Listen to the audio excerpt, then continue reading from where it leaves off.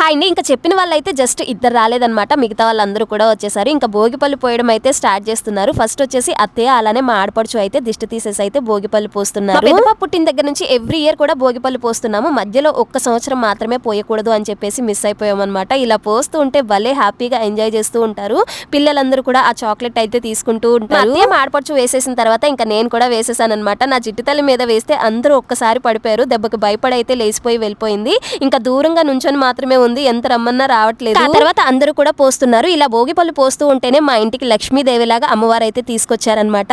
నిజంగా చూడంగానే నాకైతే చాలా హ్యాపీగా అనిపించింది. మా ఫ్లాట్ లోకి రావడానికి ఎలవ్ అయితే లేదు. ఈ ఆంటీ వచ్చేసి మా ఇంట్లో పనిచేస్తారనమాట. ఇంకా అందుకే మా పేరు మీద అయితే ఆంటీ ఇంట్లోకి అయితే వచ్చారు. వచ్చిన తర్వాత నేనైతే 250 అయితే దక్షిణ వేశాను. ఆ తర్వాత మా ఆడపడుచు అత్తయ్య అయితే బొట్టు అయితే పెట్టారు. ఇంటికి వెళ్లి బెంగాలీ వాళ్ళు అమ్మవారిని తీసుకెళ్లేసి ఇలా దక్షిణ అయితే తీసుకుంటారంట. ఆ వచ్చిన దక్షిణతో ప్రసాదం అయితే వండుతారు. వీడియో నచ్చితే లైక్ చేయండి, ఛానల్ ని సబ్స్క్రైబ్ చేసుకోండి.